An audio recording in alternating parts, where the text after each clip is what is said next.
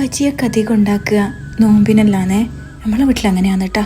പിന്നെ എപ്പോഴെങ്കിലും ഒരു പൂതി വരുമ്പോൾ ഇങ്ങനെ എവിടെയെങ്കിലും കണ്ടാലൊക്കെ ഈ മുളകൊക്കെ വാങ്ങി വന്ന് ബജി ഉണ്ടാക്കും. അങ്ങനെ കിട്ടിയപ്പോൾ വീഡിയോ എടുക്കുക നിങ്ങൾക്കും കൂടി കാണിച്ചു തരാമെന്ന് വിചാരിച്ചു. ഇനി നമുക്ക് വീഡിയോയിലേക്ക് പോവേ.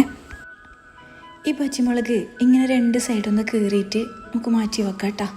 ഇനി അതിലോട്ടേക്ക് ഒരു 2 സ്പൂൺ അളവിൽ വിനീഗർ ഉണ്ടല്ലോ അത് ഒഴിച്ച് കൊടുക്കുക. ജീരകം ഒന്ന് കുത്തിയിട്ടിട്ട് കൊടുക്കുക. കുറച്ച് ഉപ്പിട്ട് കൊടുക്കുക. നല്ലോണം ഒന്ന് മിക്സ് ചെയ്യുക. കുറച്ച് സമയം വെച്ചാൽ കുറച്ചും കൂടി നല്ലത് കേട്ടോ. ഞാൻ വെച്ചിട്ടൊന്നുമില്ല, വേഗം തന്നെ ഉണ്ടാക്കി.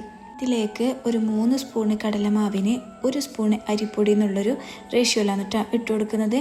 അതിലോട്ടേക്ക് ഒരു ടീസ്പൂൺ അളവിൽ മുളക് പൊടി, ഒരു നുള്ള് ബേക്കിംഗ് സോഡ, പിന്നെ ഒരു ചെറിയ പീസ് ഇഞ്ചി നല്ലോണം ചതച്ചതിട്ട് കൊടുക്കുക. ആവശ്യത്തിനുള്ള ഉപ്പ്, കുറച്ച് മല്ലിയില ഒക്കെ ഇട്ട് കൊടുത്തിട്ട് ഒരു ഹാൻഡ് വിസ്ക് വെച്ചിട്ട് നന്നായിട്ടൊന്ന് മിക്സ് ചെയ്ത് കൊടുക്കുക കേട്ടോ.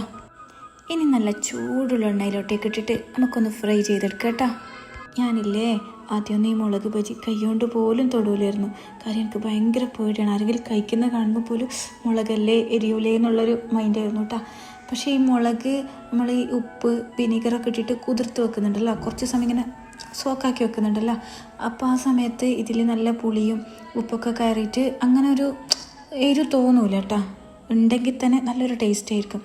ഇനി ബജിയൊന്ന് നല്ലോണം തിരിച്ചും മറിച്ചൊക്കെ ഇട്ടിട്ടേ ഒരു ഗോൾഡൻ ബ്രൗൺ നിറാവുന്നത് വരെ ഒന്ന് ഫ്രൈ ചെയ്തെടുക്കുക കേട്ടോ.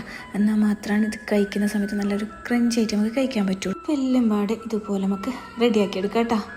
അപ്പോൾ ഈ ഒരു മുളക് ബജി ഇതുപോലെ ഉണ്ടാക്കാത്തവർ ഇനി മുളക് കിട്ടിയാൽ ഇങ്ങനെ ഉണ്ടാക്കി നോക്കിട്ടോ. സോസൊക്കെ കൂട്ടിയടിക്കാൻ അടിപൊളി ടേസ്റ്റാണ്. അപ്പോൾ ഇങ്ങനെ നിങ്ങൾ ഉണ്ടാക്കി നോക്കുക, ഫീഡ്ബാക്കൊക്കെ അറിയിക്കുക. ഇതുപോലുള്ള ഈസി റെസിപ്പിക്ക് വേണ്ടിയിട്ട് മിസ്സസ് കണ്ണൂർ ഫോളോ ആക്കുക. ഇനി വേറൊരു വീഡിയോ ആയിട്ട് കാണാം കേട്ടോ.